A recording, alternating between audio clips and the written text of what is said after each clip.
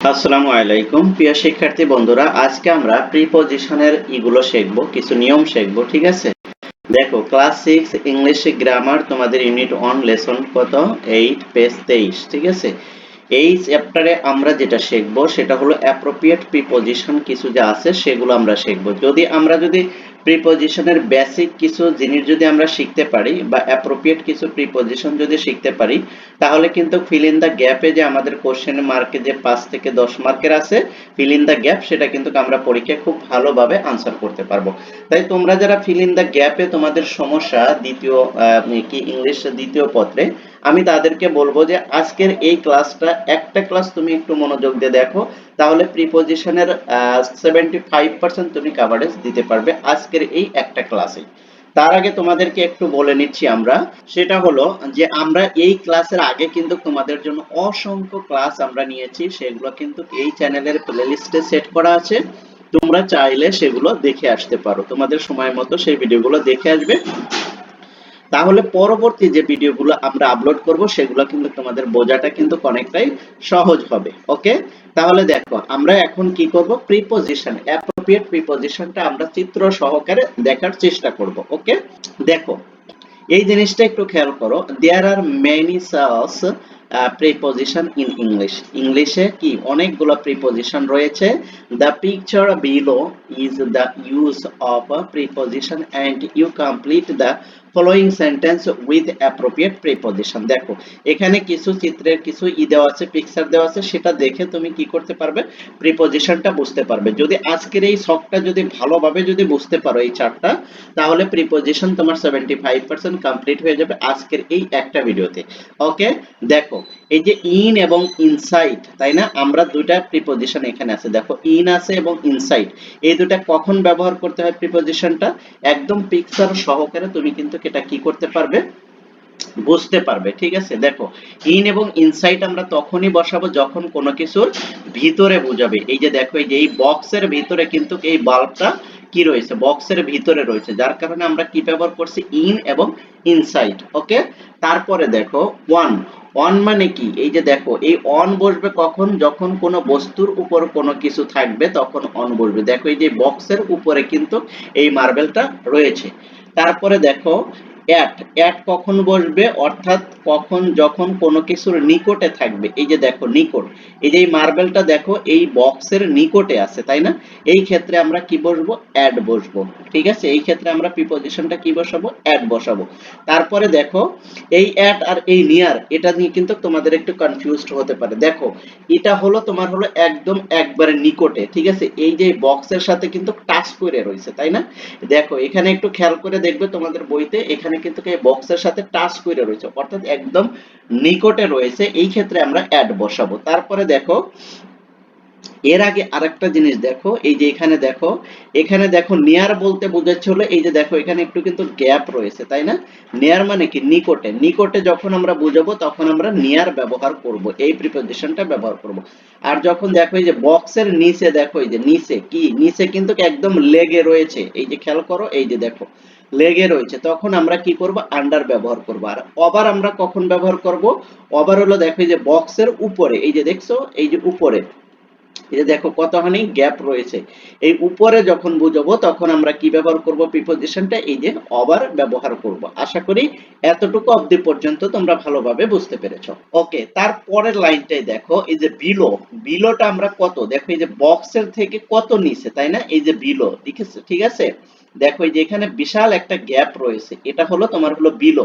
যখন অধিক নিচে বোঝাবে তখন তোমরা কি করবে, বিলো বোঝাবে। আর অ্যাবভ কখন বোঝাবে, অ্যাবভ দেখো এই যে অনেক উপরে বোঝাবে। এইবার বলতে পারো যে ভাইয়া ওভার এবং অ্যাবভ এর মধ্যে পার্থক্য কি, হ্যাঁ, ওভার হচ্ছে হলো তোমার হলো সামান্য উপরে, ঠিক আছে, সামান্য উপরে, আর অ্যাবভ হচ্ছে হলো তোমার অনেক বেশি উপরে। এই যে দেখছো অ্যাবভটা হচ্ছে হলো তোমার অনেক বেশি উপরে, তাহলে তুমি যখন একদম সামান্য উপর দিয়ে বোঝাবে তখন তুমি ওভার ব্যবহার করবে, আর যখন উপর দিয়ে গেল, যেমন মাথার উপর দিয়ে প্লেন গেল, তাহলে এই জায়গায় কিন্তু তুমি অ্যাবভ ব্যবহার করতে পারো। আর যখন মাথার উপর দিয়ে পাখি গেল বা গাছের উপর দিয়ে পাখি গেল, তখন এই জায়গায় তুমি ওভার ব্যবহার করতে পারবে। ওকে, এতটুকু মাথায় রাখো। আর বিলোটা কিন্তু অনেক নিচে, ডিসটেন্স অনেক, 20 থেকে 10 বা 6 এরকম ডিসটেন্স। ওকে, তারপরে দেখো রাউন্ড বা অ্যারাউন্ড মাস্ট মাঝখানে যদি বোঝাও তাহলে কি রাউন্ড আর অথবা অ্যারাউন্ড ব্যবহার করতে পারো, ঠিক আছে। এই যে দেখো চারদিকের মাঝখানে যখন বোঝাবে রাউন্ড বা অ্যারাউন্ড প্রিপজিশনটা তুমি ব্যবহার করতে পারবে। এবার দেখো থ্রো, থ্রো মানে কি মাঝখানে, ঠিক আছে, মাঝখান দিয়ে কি নিক্ষেপ করা। এই থ্রো মানে কিন্তু মাঝখান দিয়ে নিক্ষেপ করা, ঠিক আছে, একদম থ্রো, থ্রো করা অর্থাৎ মাঝখান দিয়ে নিক্ষেপ করা। এই যে দেখো এই যে মার্বেলটা যে নিক্ষেপ করছে তার কিন্তু একটা রেশ এখানে দেখা যাচ্ছে, সিম্বল দেখা যাচ্ছে, তোমরা আশা করি বুঝতে পেরেছো। তাহলে যখন তুমি কোনো কিছু থ্রো করবে তখন এটা কি হবে, তখন এই ক্ষেত্রে আমরা তখন কি করব, এই যে থ্রোটা প্রিপজিশনটা ব্যবহার করব। ওকে, এমং, এমং হচ্ছিল অনেকের মধ্যে একটি, অনেকের মধ্যে যখন বোঝাবে তখন কি হবে, এমং হবে। এই যে দেখো অনেকের মধ্যে যখন বোঝাবে তখন প্রিপজিশনটা এমং হবে। তারপরে দেখো দুইজনের মাঝখানে যখন বোঝাবে তখন কি প্রিপজিশন বিটুইন হয়, এই যে বিটুইন, ঠিক আছে। তারপরে দেখো বিহাইন্ড মানে কি পাশে, এই বিহাইন্ড পাশে কিন্তু একদম একবারে নিকটে, ঠিক আছে, বিহাইন্ড মানে তোমার পাশেই, ঠিক আছে। তারপরে কি বিহাইন্ড পিছনে। তারপরে দেখো এই যে এখানে ইন ফ্রন্ট অফ মানে কি একদম সামনে, দেখো এই যে বিহাইন্ড আর হলো ইন ফ্রন্ট মানে কি একদম সামনে আর বিহাইন্ড একদম পিছনে, ঠিক আছে। এটা মাথায় রাখবে একটু, যদি এর এগুলো যদি মনে রাখতে পারো যে এটা কিভাবে ব্যবহৃত হচ্ছে তাহলে কিন্তু খুব সহজেই কিন্তু তুমি এটা বুঝতে পারবে। তারপরে দেখো এই যে অ্যালং, অ্যালং মানে কি একাকী, এই যে দেখো একাকী চলা, ঠিক আছে, অ্যালং, অ্যালং একাকী চলা, ঠিক আছে, সোজাসুজি একাকী চলা। কিভাবে চলতেছে, একাকী, একা একা মনে করো যে একটা লং রেঞ্জে চলতেছে, ঠিক আছে, এই হলো অ্যালং। তারপরে দেখো অ্যাক্রস, অ্যাক্রসটা দেখো এই যে রোড যখন ক্রস করো তখন অ্যাক্রস, আর সোজা রোডে যখন স্ট্রেট রোডে যখন হেঁটে যাও তখন এই যে অ্যালং। ওকে, এটা বুঝতে পারবে। তারপর আপ মানে উপরে, ডাউন মানে নিচে, এই যে দেখো আপ মানে উপরে, ডাউন মানে নিচে। তারপরে দেখো, তারপরে কি অপোজিট, এই যে দেখো অপোজিট, এই যে এই একটা আর এই একটা, দেখো এই যে অপোজিট, এপার থেকে ওপার অপোজিট। তারপরে কি অন টু, এই যে দেখো অন টু মানে কি, অন টু মানে হচ্ছিল তোমার উপর থেকে কোনো কিছু নিক্ষেপ করে এই যে বক্সের উপর ফেলেছে এটা, ঠিক আছে, অন টু। তারপরে দেখো অফ, অফ মানে কি যে এখান থেকে বক্স থেকে যখন বাহিরে নিক্ষেপ করা হয় তখন হলো অফ ব্যবহার করবে। ওকে, তারপর দেখো ইনটু, ভিতর থেকে যখন বাহির থেকে যখন ভিতরে ই করা হয়, ঢুকানো কি তোমার নিক্ষেপ করা হয় তখন সেটা কি ইনটু। আর আউটসাইড, ভিতর থেকে যখন বাইরে নিক্ষেপ করা হয় তখন হলো আউটসাইড। তারপরে দেখো পাস্ট, পাস্ট মানে কি এই যে এটাকে পাস করে যখন আসবে তখন এটা হলো পাস্ট। ওকে, তারপরে দেখো নেক্সট টু বা বাই বিসাইড এগুলো সবই পাশে। তারপরে অ্যাগেইনস্ট মানে কি বিপরীত, এর বিপরীতে যেটা বোঝাবে সেটা হলো অ্যাগেইনস্ট। তারপরে দেখো ওভার, এই যে দেখো এর উপর দিয়ে বক্সের উপর দিয়ে যদি যায় তাহলে সেটা ওভার, এর আগেও তোমাদেরকে ওভার বলেছিলাম। ফ্রম টু মানে কি যখন এখান থেকে যখন এই যে এগুলো এদিকে মারা হয়েছে তখন এগুলো ফ্রম টু হবে। তারপর টুয়ার্ডস এই যে দিকে, ঠিক আছে, দুটাকেই একদিকে নিক্ষেপ করা হয়েছে, এটা হলো টুয়ার্ডস। আশা করি তোমরা বিষয়টা বুঝতে পেরেছো। তারপরে আমি তোমাদের এই যে চার্টটা করে দিয়েছি একটু খেয়াল করে দেখো।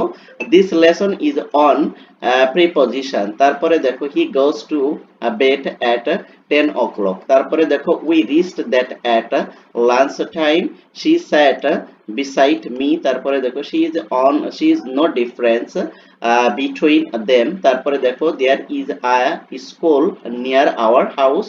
তারপরে আছে the cat sat on the table। তারপরে I went to Dhaka with my father। তারপরে দেখো we cannot live without water। তারপরে the dog jumped over the wall। এই যে দেখো এখানে যতগুলো আছে সবগুলোই কিন্তু এখানে ব্যবহার করার চেষ্টা করেছি, ঠিক আছে। তোমরা একটু এই শখটা দেখবে, এই শখটা দেখলে খুব ভালোভাবে কিন্তু তোমরা এটা বুঝতে পারবে। তারপরেও যদি না বোঝো তাহলে অবশ্যই তোমরা আমাকে কমেন্ট সেকশনে জানাবে, আমি তোমাদের কমেন্টসের রিপ্লাই দেবো ইনশাআল্লাহ। আর কেউ যদি আজকে আমার এই ক্লাসে যদি নতুন ভাবে দেখে থাকো তাহলে অবশ্যই তোমাকে বলবো চ্যানেলটি সাবস্ক্রাইব করে রাখতে পারো। আর এই ভিডিওগুলো যদি ভালো লাগে লাইক কমেন্ট শেয়ার করে তোমার ফ্রেন্ড সার্কেলকেও দেখার সুযোগ করে দিবে। থ্যাংক ইউ সো মাচ, আল্লাহ হাফেজ।